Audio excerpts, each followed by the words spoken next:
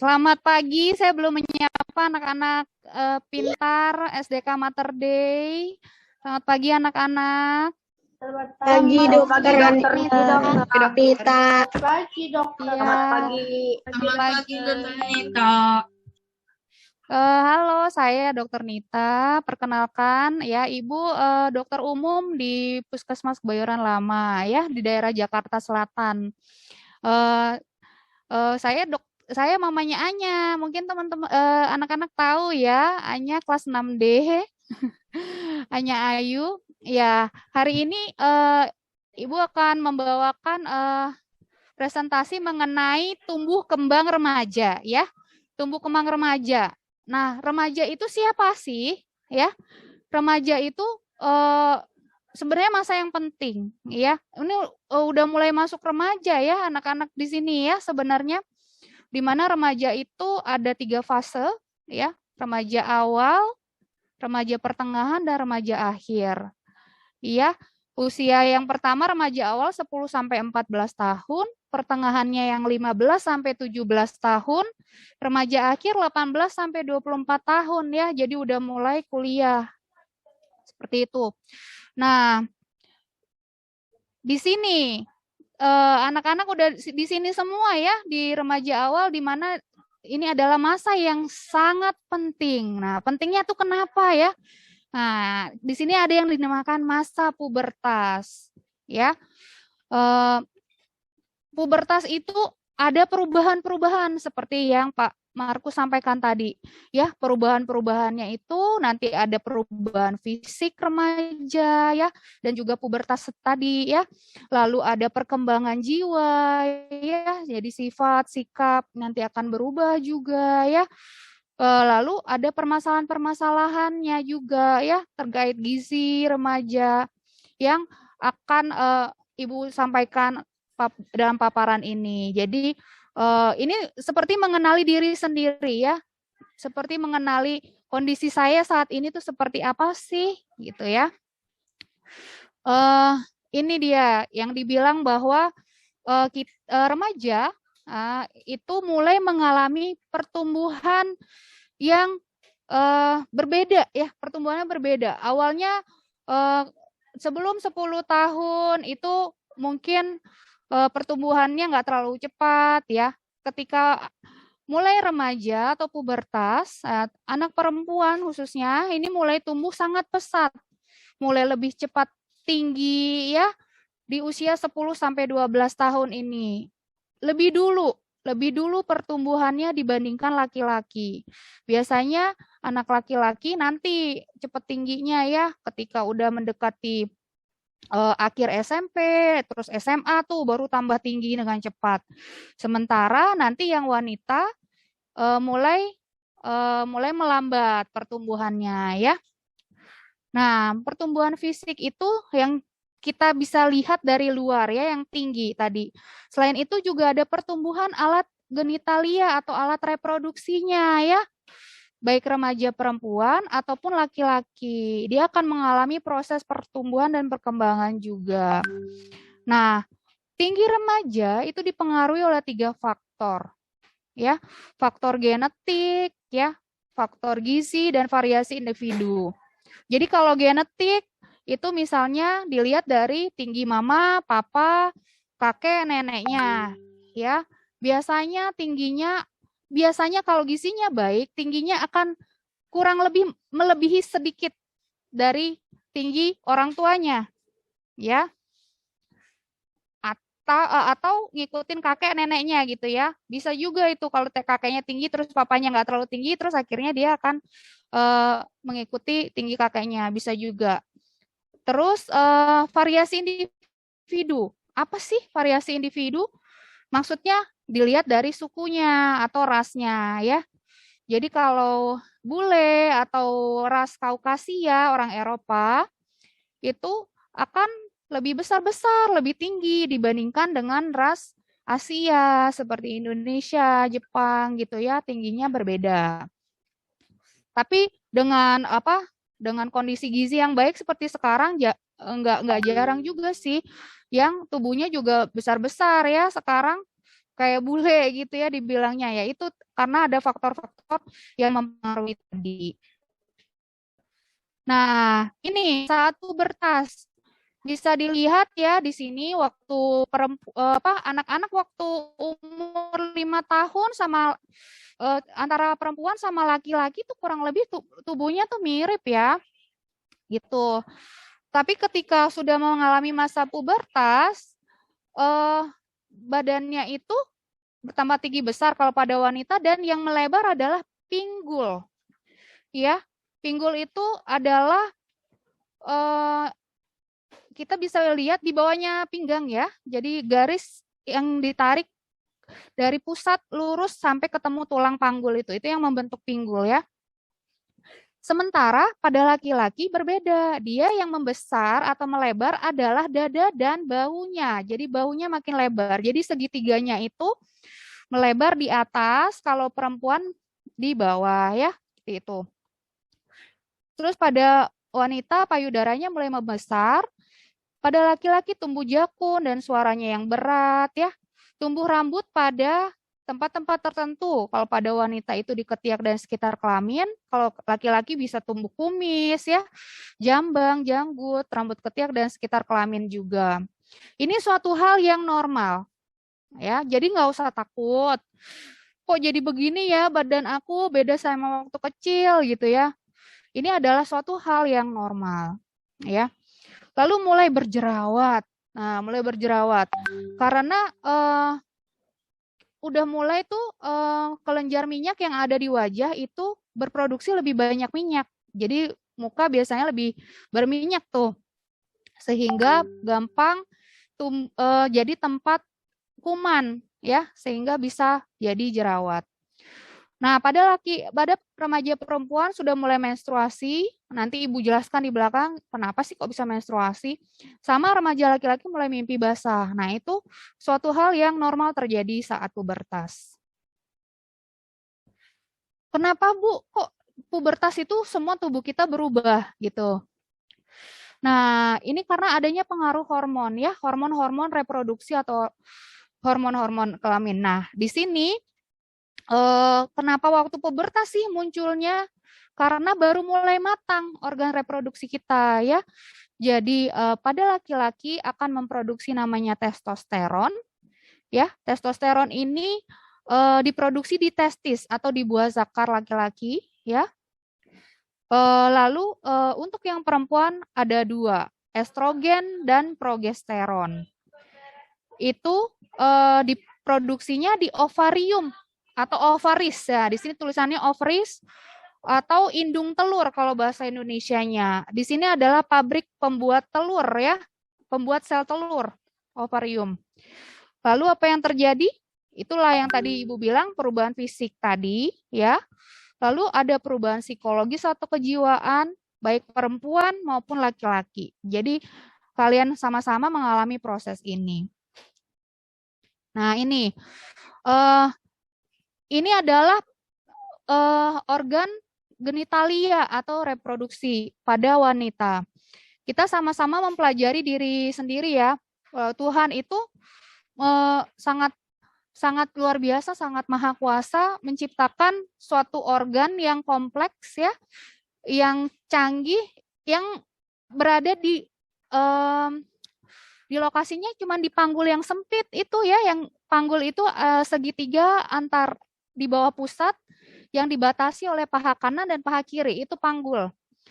Nah, di sini bisa dilihat alat reproduksi pada wanita itu yang pertama ovarium ya, nomor 1 di sini, atau indung telur yang memproduksi sel telur. Lalu ada fimbria yang seperti jari-jari ini. Lalu di sini nomor 3 ini ada saluran ya, saluran yang kita sebut tuba falopi, tempat lewatnya si sel telur menuju rahim, atau yang nomor 4 ini ya. Nomor 4 ini rahim atau uterus. Ya. Nomor 5 ini leher rahim atau mulut rahim, kadang dibilangnya vagina, baru mulut vagina. Nah, ini kalau yang gambar bawah kita bisa lihat kalau kita secara imajiner membuat belahan ya dari puncak kepala melewati hidung terus membelah setengah dari tubuh kita. Ini kita bisa lihat dari tengah-tengah ya, dari samping, bagaimana banyak sekali organ yang berada di rongga panggul ya, terutama yang terkait sama reproduksi. Dibatasi oleh di depan ada kandung kemih, di belakang ada saluran cerna, di sini ya ada usus besar rektum yang namanya. Apakah Ibu terlalu cepat? Tolong di feedback, mungkin terlalu cepat. Terkadang cepat itu. Iya. Oh iya, nanti tolong kasih tahu ya bagian mana yang terlalu cepat ya.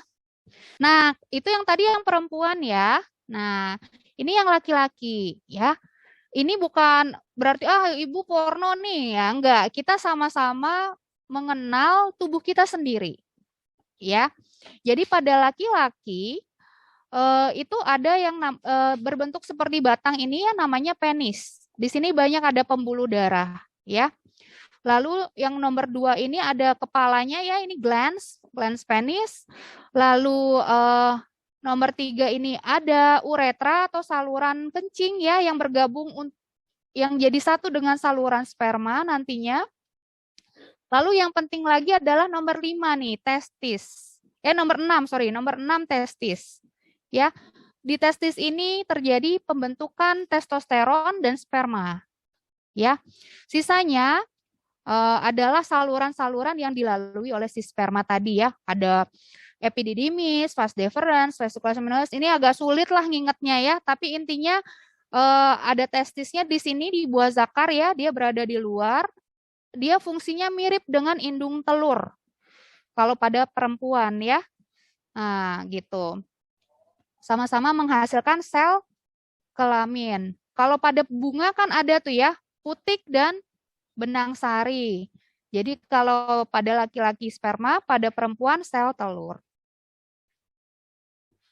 Nah, selain pertumbuhan fisik ya, dan alat-alatnya ya tadi dan organ genitalia, hormon itu juga mempengaruhi fungsinya gitu ya. Apa sih hormon gitu kan? Tadi kan udah dibilang hormon itu apa sih Bu? Dari tadi nyebut-nyebut hormon, dia seperti bensin untuk mobil. Ya, mobilnya ada, ketika ada bensin dia baru bisa berfungsi. Seperti itu ya. Nah, ini fungsi yang utama pada reproduksi pada perempuan ya, pada anak-anak perempuan. Udah ada yang menstruasi? Apakah sudah ada yang menstruasi di sini? Sudah ya? Ada anak-anak? Oke. Iya, nggak usah malu karena menstruasi itu normal ya. Semua akan mengalami menstruasi ya. Dan menstruasi pertama disebutnya menarke. Menarke itu adalah tanda sudah mulai memasuki masa pubertas. Jadi udah mulai tuh timbul yang seperti yang Ibu bilang tadi, mulai perubahan fisik dan perubahan dari organ-organ reproduksinya. Nah, menstruasi ini adalah peluruhan lapisan. Jadi kalau bisa dilihat di sini yang bentuk segitiga ya di uterus ini ya. Itu adalah rahim kan ya. Di rahim ini ada banyak pembuluh darah. Pembuluh darah ini akan luruh turun keluar dan setiap bulan biasanya berlangsung normalnya 5 sampai 7 hari. Ya. Nah, peristiwa menstruasi ini normalnya rata-rata 28 hari sekali. Jadi dapatnya setiap 28 hari ya. Tapi range-nya range batasannya biasanya mulai dari 21 hari sampai 35 hari. Itu normalnya. Ya. Kalau kurang dari 21 hari atau lebih dari 35 hari itu sudah tidak normal. Jadi mohon ditanyakan kepada tenaga kesehatan. Nah, ini kita rutin kayak gitu ya, rutin tiap bulan mengalami itu sampai akhirnya stop, berhenti yang kita sebut menopause. Ya. Jadi bukan beberapa ya, seringkali anak-anak yang perempuan akan mengalami kram ya atau sakit saat menstruasi ya. Nah, itu mesti dihormati nih bagi para laki-laki karena memang nyeri ya. Teman-teman juga harus mengerti yang laki-laki gimana kondisi teman-teman perempuannya nih saat menstruasi, pasti tidak nyaman. Nah, untuk mengurangi rasa nyeri atau sakit, bisa dengan kompres hangat pada tempat yang nyeri, biasanya di bawah perut ya, atau olahraga yang istirahat yang cukup, olahraganya juga tidak tabu ya, tidak ada yang bilang nggak boleh olahraga nih kalau mens. Enggak, salah, justru olahraga yang ringan yang secukupnya sehingga peredaran darah lebih baik. Nah, bila masih nyeri, baru boleh datang ke tenaga kesehatan. Kalau nyerinya tidak tertahankan ya, gitu. Oke. Nah, ini yang Ibu bilang tadi, bahwa di hari baru ketika udah mulai keluar darah haid ya, itu hari pertama. Hari pertama menstruasi sampai hari ke-7 itu ada peluruhan. Luruh itu artinya mulai ada yang hancur gitu ya. Ini lapisan dalam dari dinding rahim. Setelah selesai menstruasi, setelah hari ke-7, si dinding rahim mulai menebal lagi, ya, mulai menebal lagi sampai akhirnya ovarium sudah berhasil mematangkan sel telur. Jadi sel telurnya sudah mulai keluar dari ovarium, jalan nih dia melalui tuba ya, melalui tuba terus melekat pada dinding rahim. Dinding rahim makin lama makin tebal, lalu pada hari ke-28 nih, hari terakhir, baru dia luruh kembali. Seperti itu siklus setiap bulannya, ya. Ini ilustrasinya nanti kalau sempat saja, karena tadi tidak sempat juga. Nah, ini siklus menstruasi yang seperti Ibu bilang tadi, kalau kurang dari 21 hari itu berarti tidak teratur. Normalnya adalah 21 sampai 35 hari. Lebih dari 35 hari juga tidak normal ya, tidak teratur artinya. Ini perhitungan, contoh perhitungan siklus menstruasinya. Kalau misalnya anak-anak di bulan November ini tanggal 10 mensnya, lalu di bulan depan di Desember itu mensnya tanggal 5, itu berarti dihitung waktunya adalah siklusnya 25 hari ya. Bisa dihitung nih dari tanggal 10 ini hari pertama ya. Jadi sampai tanggal 4 dihitungnya. Jadi 1, 2, 3 gitu dihitung, boleh dihitung seperti itu gampangnya aja. Itu selama 25 hari berarti. Ini masih normal atau tidak ya siklus ini? Ini 45 hari. Masih normal atau tidak nih ya? Tidak. Tidak normal ya. Iya, jadi penilaian siklus itu sebaiknya dilakukan 4 bulan berturut-turut untuk mengetahui sebenarnya saya tuh rata-rata siklus menstruasinya berapa hari. Seperti itu. Penting menandai kalender juga ya untuk tahu bahwa siklus saya normal atau tidak gitu. Karena kita tidak ingin ada masalah-masalah dalam menstruasi ya. Itu. Ini adalah kelainan-kelainan yang ada pada waktu menstruasi. Nah, ini ada yang namanya amenore. Iya, amenore ini berarti kan tidak menstruasi. Nah, ada yang primer, ada yang sekunder. Kalau yang primer itu dari waktu pubertas dari awal pubertas sudah nggak pernah mens ya.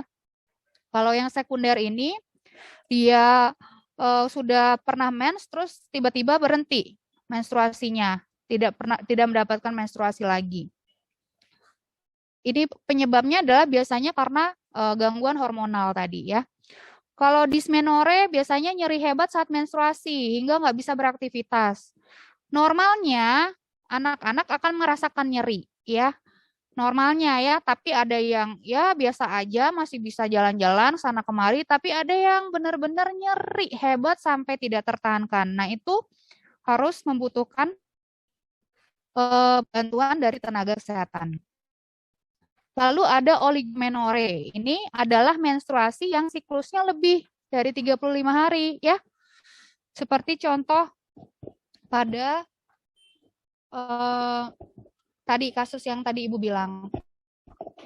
Lalu ini kelainan pada menstruasi selanjutnya, metrorragia namanya. Jadi metrorragia ini lebih sering, mensnya lebih sering. Jadi lebih dari kurang dari 21 hari ya.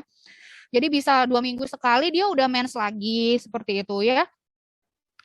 Terus ada namanya menorragi. Jadi saat mens harusnya cuma 7 hari, dia bisa sampai 14 hari gitu. Dan banyak. Sehingga anak-anak biasanya ini lemes ya karena banyak darah yang keluar ya, bisa jatuh ke anemia atau kurang darah. Ini juga harus segera ke tenaga kesehatan. Dan yang terakhir adalah premenstrual dysphoric disorder. Ini biasanya kita bilangnya PMS, dia lagi PMS nih, lagi PMS gitu ya. Jadi apa namanya? Kejiwa bukan moodnya nggak stabil ya, jadi suka marah-marah, suka apa senewan gitu ya, itu PMS ya. Oke, itu yang wanita. Nah kalau yang laki-laki ini ada istilah-istilah yang apa namanya harus kalian ketahui. Ada yang namanya ereksi dan ejakulasi. Ini adalah hal yang normal terjadi saat pubertas ya. Apa sih yang dibilang ereksi, Bu? Ini tadi Ibu jelaskan bahwa di dalam penis itu ada pembuluh darah ya, banyak sekali pembuluh darah di sana. Dia seperti spons. Jadi kalau pembuluh darah masuk sana, jadi dia langsung membesar. Nah, itu pengerasan dan pembesaran pada penis itu disebut ereksi. Ya. Lalu ejakulasi. Ejakulasi itu di mana keluar air mani atau sperma ya. Air mani yang mengandung sperma ya. Nah, dia keluar melalui saluran, sama salurannya dengan saluran kencing. Nah, ini biasanya tidak disadari. Bukan biasanya ya, pada pubertas seringkali tidak disadari yang disebut dengan mimpi basah. Nih, anak laki-laki ya. Tapi ini adalah hal yang normal. Kenapa sih bisa mimpi basah, Bu Dokter? Tuh. Nih, terjadinya kenapa? Karena testis itu memproduksi sperma tiap hari, ya. Sperma ditampung sampai akhirnya penampungannya maksimal ya, biasanya di testis itu ya. Lalu dia saat penuh akan terjadi ejakulasi secara involuntarily, jadi nggak sadar ya. Dan itu menjadi mimpi basah pada anak-anak, mungkin bangun pagi kok tiba-tiba basah gitu misalnya, tapi bukan sebanyak ngompol gitu ya, nggak mungkin ya. Kelas 6 masih ada yang ngompol nih. Udah enggak dong ya harusnya ya. Enggak ada, Dokter. Jadi ini ya. Lalu itu tadi yang sifatnya fisik ya, fisik dan fungsi organ reproduksi. Nah, ada yang juga dipengaruhi sama si hormon ini, yaitu perkembangan jiwa remaja. Perkembangan jiwa remaja itu apa sih gitu ya?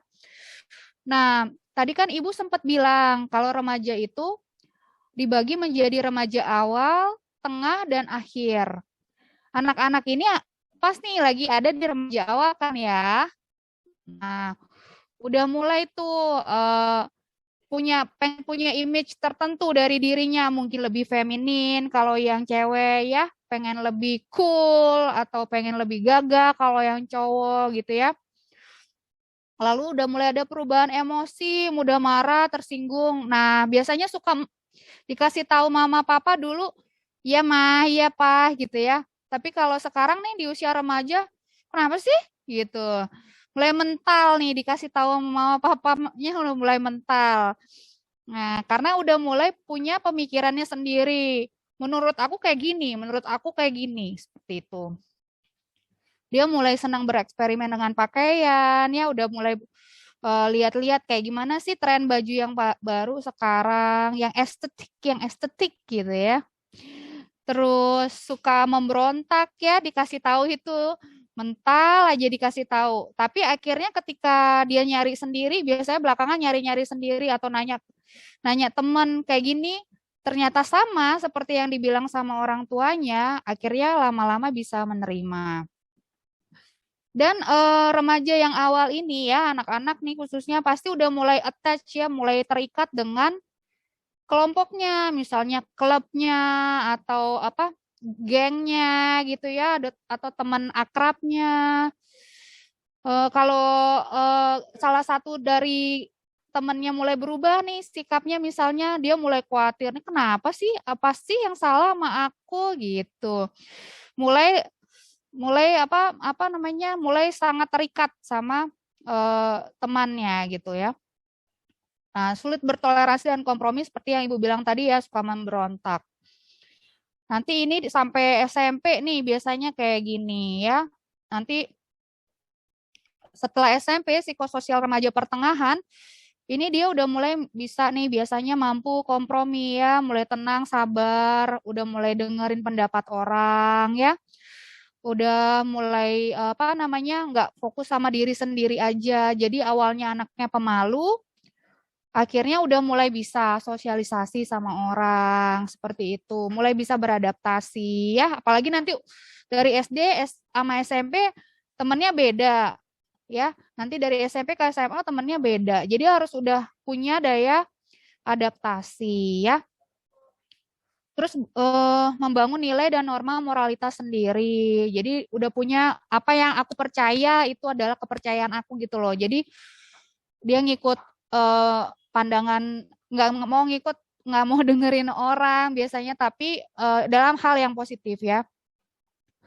Terus butuh banyak teman ya, udah mulai bisa berargumen nih. Jadi kalau misalnya aku melakukan ini, kemungkinannya nanti bisa jadi A, atau bisa jadi B, atau bisa jadi C. Aku mau milih yang mana ya jalannya. Itu udah mulai berhipotesa sendiri. Dan udah mulai bisa organisasi. Nanti ikut ekskul ya, ikut PMR, ikut pramuka, ikut OSIS, seperti itu ya. Nanti sampai SMA akan seperti itu. Nah, kalau ini mau udah besar ya, ini udah tadi yang remaja akhir 18 sampai 24 ini untuk mahasiswa biasanya udah mulai tertarik sama masalah-masalah yang ada sekarang, misalnya perubahan iklim gitu misalnya ya, atau udah mulai aktif di kegiatan sosial gitu ya, udah mulai bisa mengatasi stres. Udah sulit diajak kumpul ya dengan keluarga, walaupun memang sekarang aja remaja kadang-kadang diajak jalan sama mamanya udah nggak mau ya, anak-anak sekarang ya. Terus udah mulai mikirin gimana bisnis kecil-kecilan nih buat nambah-nambah uang jajan gitu misalnya. Itu di remaja akhir ya.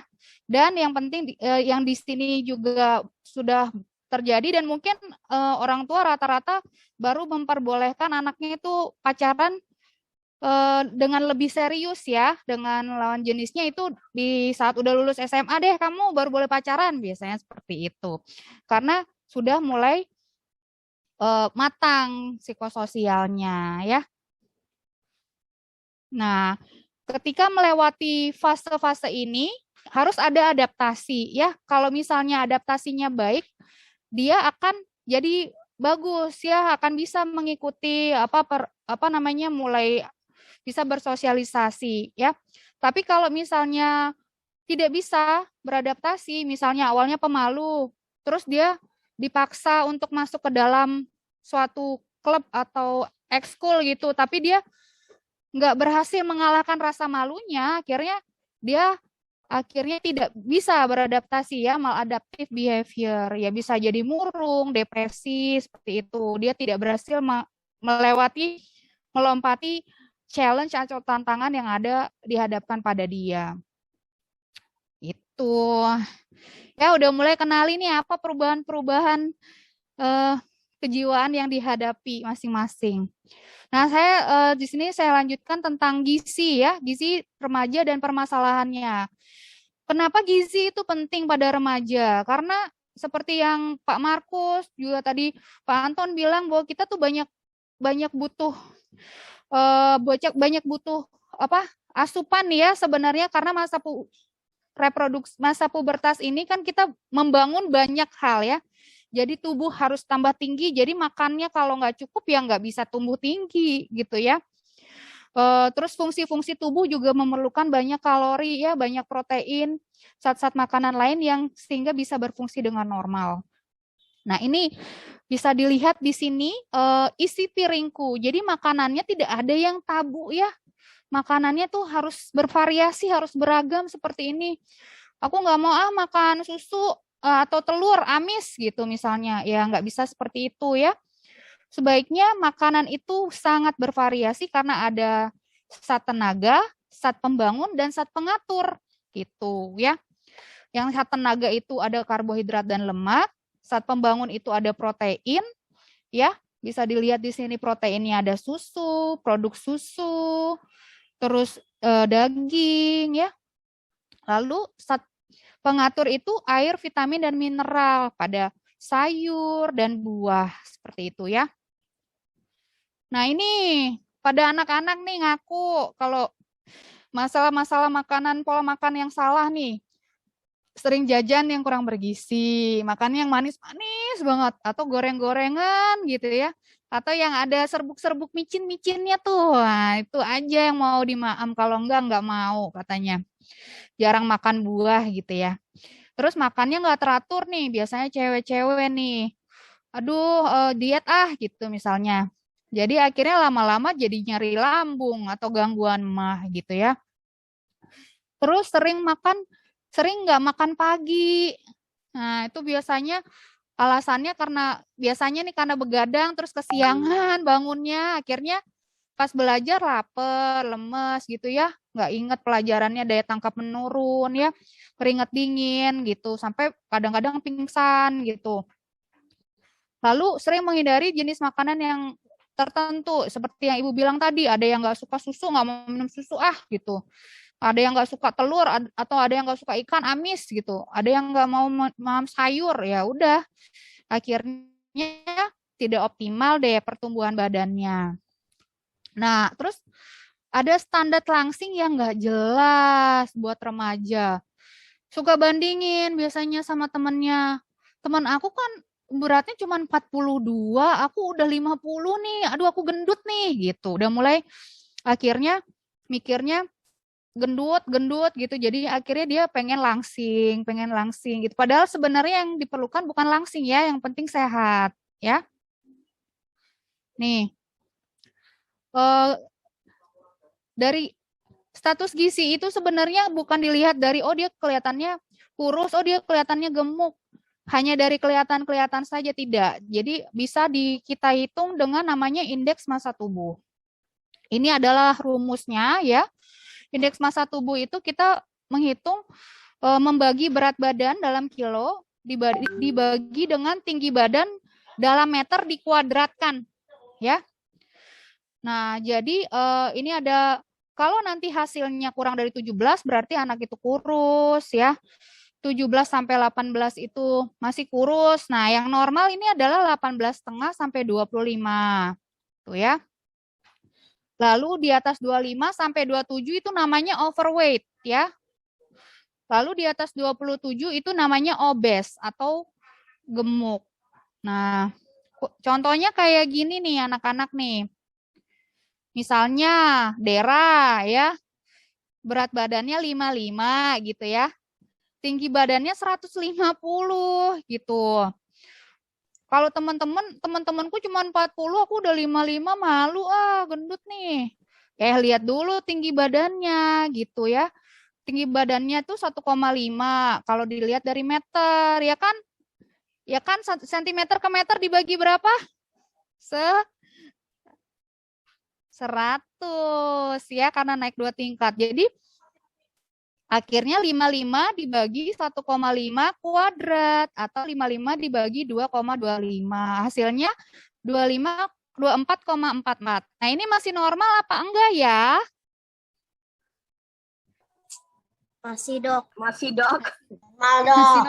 Masih normal. Jadi yang dipikir Dera tadi gemuk itu salah ya, masih normal lah ya, masih belum dekat-dekat, walaupun udah dekat-dekat gemuk gitu ya, tapi masih normal, masih sehat ya.